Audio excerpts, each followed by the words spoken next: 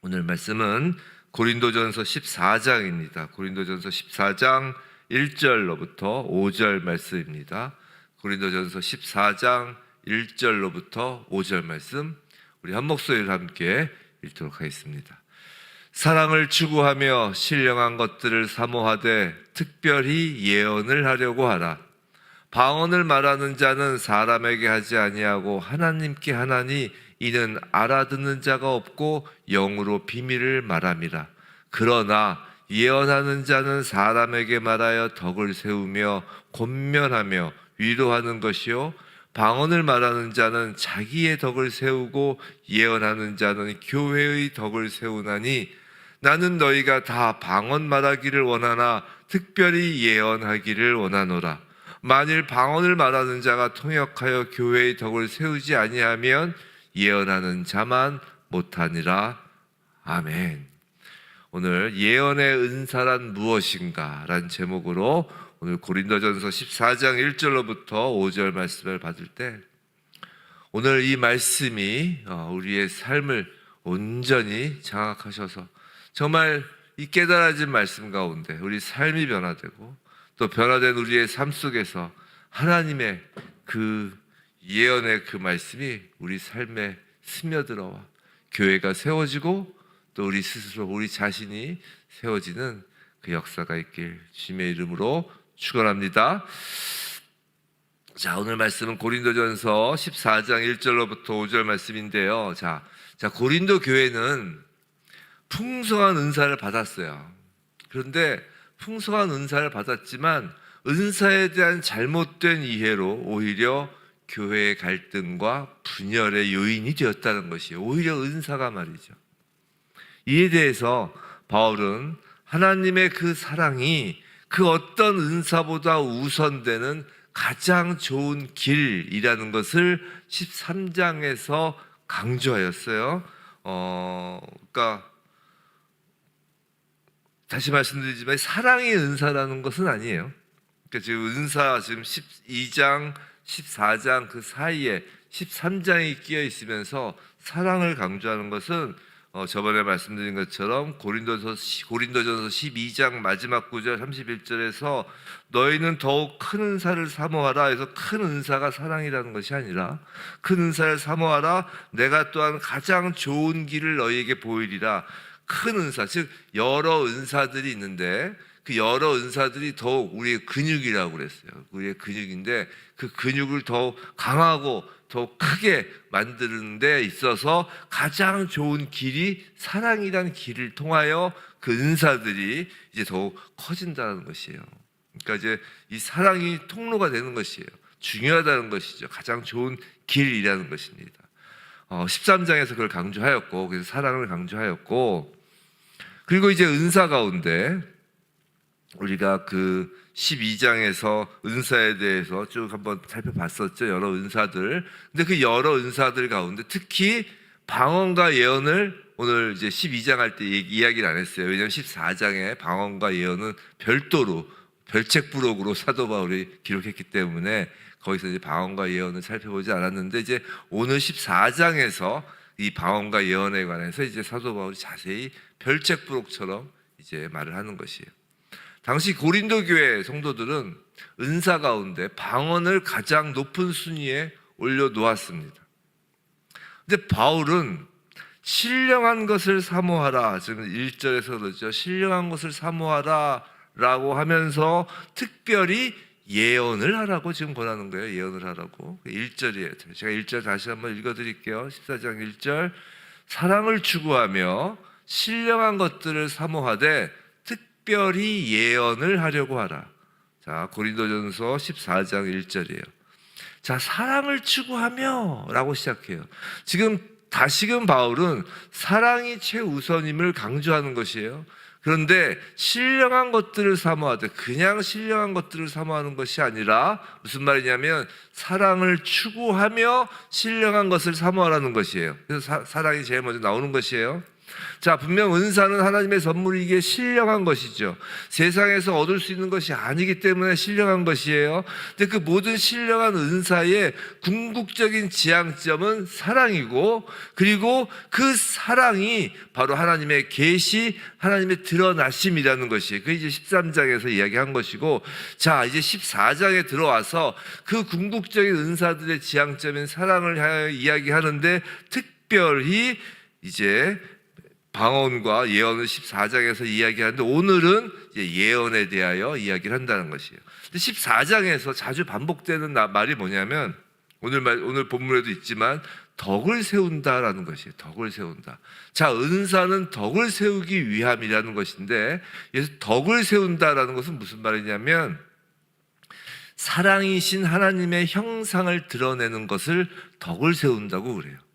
성경에서 덕을 세운다, 특히 바울 서신에서 덕을 세운다라고 할 때는 예수 그리스도의 몸된 교회 공동체가 예수를 드러내는 것을 덕을 세운다라고 이제 사도 바울은 표현을 하는 것입니다. 자, 은사란 그래서 교회를 세우고 예수 그리스도와 하나님을 드러내는 일, 즉 덕을 세우는 일, 그것을 위한 도구로서 주신 선물이라는 것이에요. 근데 그 은사 가운데 예언을 하라라고 바울이 권면하는 것이죠. 자, 본격적으로 오늘 본문에서 말씀하시는 그 예언의 유익을 살펴보기 전에 먼저 그럼 과연 예언이 무엇인가를 좀 짚고 넘어갈 필요가 있습니다. 자, 예언이란 보통 생각하는 것이 이런 거죠. 미래의 일을 알아맞히는 어떤 점쟁이와 같은 일이라고 생각을 하는데, 그런 것이 아니라 성경의 진리를 가르치는 것, 설교와 같은 의미로 이해되고 있는 것이 사실입니다. 그죠? 우리 보통 예언이라고 하면, 교회에서 예언이라고 하면 하나님의 말씀을 가르치고 설교하는 것들로 이제 예언이라고 하는 것을 이제 잘 알고 있죠. 근데 기본적으로 하나님의 계시인 이 성경 말씀에 비추어 현재 우리를 설명하는 것으로서 설교가 예언에 해당하는 것은 맞아요. 그런데 단순히 예언을 또 설교에 한정하는 것도 바람직하지 않다고 생각합니다. 왜냐하면 바울이 예언의 은사를 목사에게만 권면하고 있지 않아요. 모든 그리스도인들에게 권면을 한다고요. 그런데 교회에서, 교회 공동체에서 모든 성도가 설교자라면 그것도 또한 결코 바람직하지 않을 것이기 때문이죠. 사도 바울이 교회 질서를 얼마나 강조합니까? 그 고린도전서에서 특히 보면 교회의 그 질서를 강조하잖아요.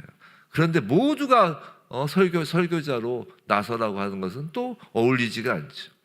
분명 예언의 은사는 교회를 강화시키는 은사인 동시에 어떤 교인이든 어떤 성도든 받을 수 있는 은사라는 것이에요.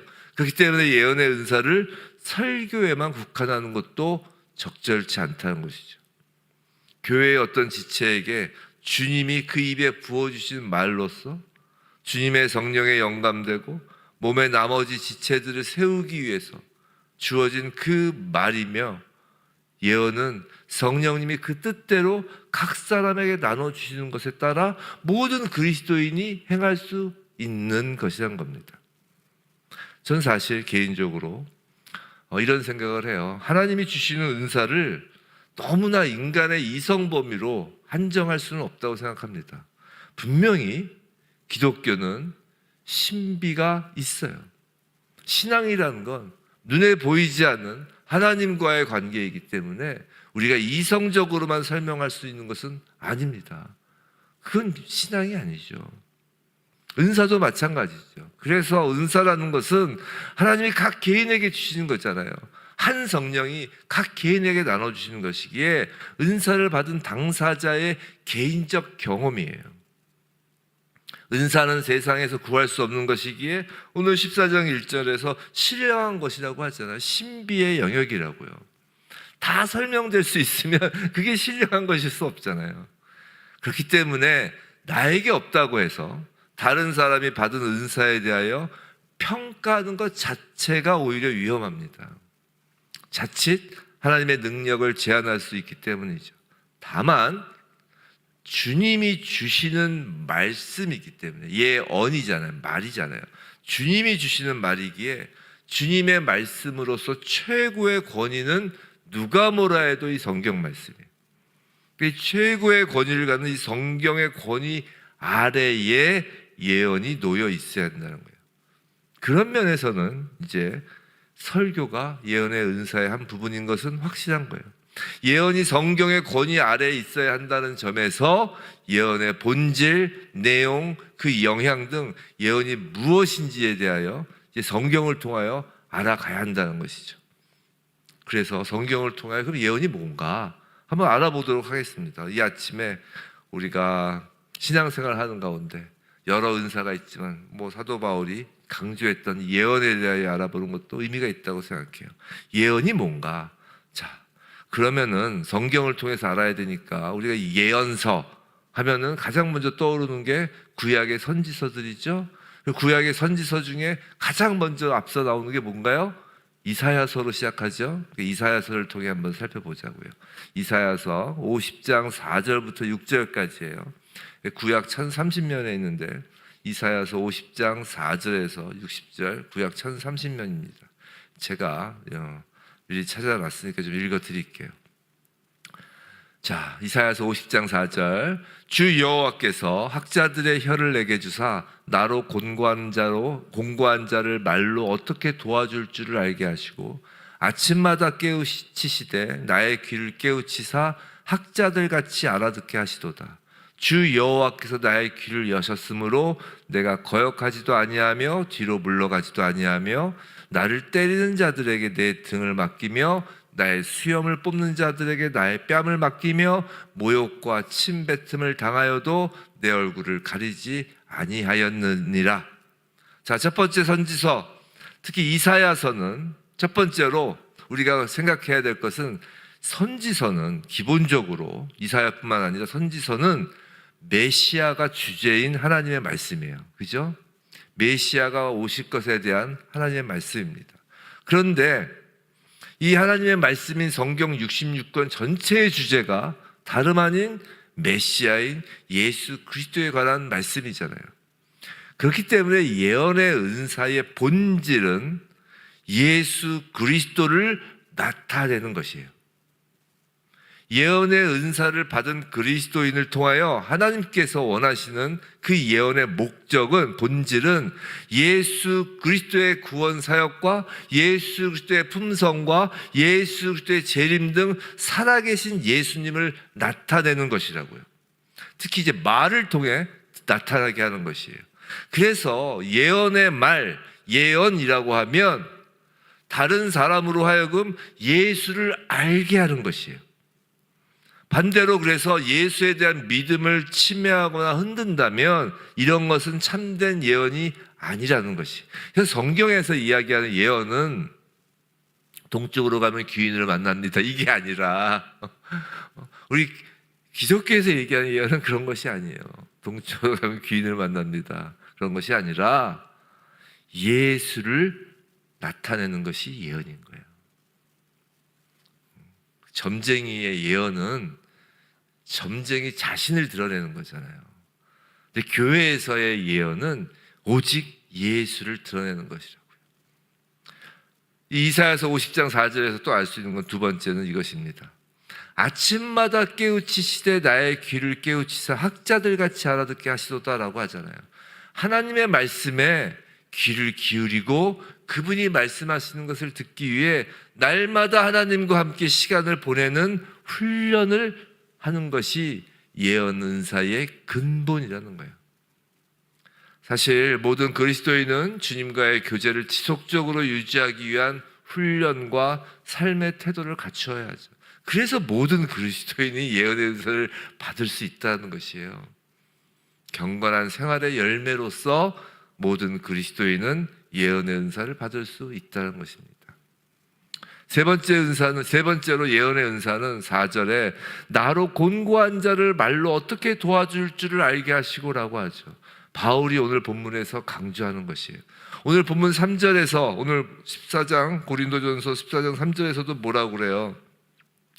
권면하며 위로하는 것이 예언이라고 하잖아요.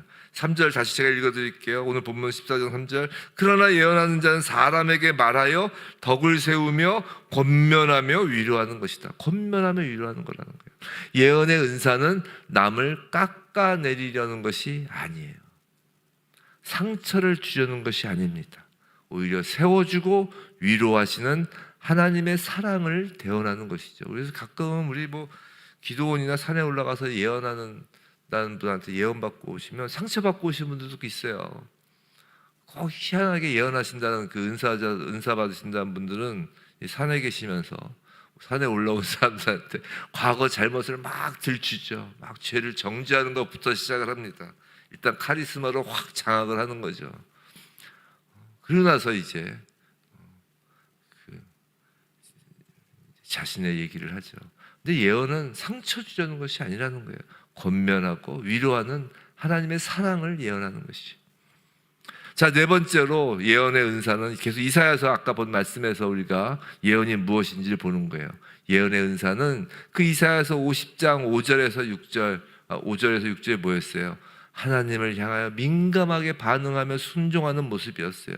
그거 아까 다시 읽어드리면 5절에서 주 여호와께서 나의 귀를 여셨으므로 내가 거역하지도 아니하며 뒤로 물러나지도 아니하며라고 하잖아요. 순종하는 것입니다. 또 6절에서 나를 때리는 자들에게 내 등을 맡기며 나의 수염을 뽑는 자들에게 나의 뺨을 맡기며 모욕과 침뱉음을 당하여도 내 얼굴을 가리지 아니하였다라고 하잖아요. 자, 무슨 말이에요? 예언의 은사는 하나님을 향하여 민감하게 반응하고 순종하며 그 반대편의 적대감, 즉 핍박에 대하여는 기꺼이 이를 감수하는 것이에요. 적대감, 핍박은 특히 하나님의 말씀을 이 시대에 선포할 때 뒤따르는 당연한 반응입니다. 그래서 사실 하나님의 말씀을 전하는 자들은 핍박이 있게 돼 있어요. 핍박이 있게 돼 있습니다. 또 한편 그래서 예언의 은사는 그 시대에 대한 특별한 통찰과 담대함을 수반하죠. 전 사실 그 강대상에서 그 설교 가운데 이 세상에서의 일들에 대하여 이야기하는 것에 대하여 당연히 그래야 한다고 생각하는 사람 중에 하나입니다. 다만 하나님의 말씀에 비추어서 이 세상을 바라보는 것이죠. 왜냐하면 이 세상과 하나님의 말씀이 절대 동떨어질 수가 없어요. 하나님의 통치가 이 세상에 임하기를 원하는 것인데 하나님의 사람들은 어찌 하나님의 말씀으로 이 땅의 일들을 조명하며 이야기하지 않을 수 있다는 것이죠.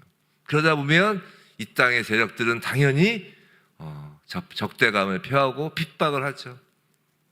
담대하게 선포할 뿐인 것입니다.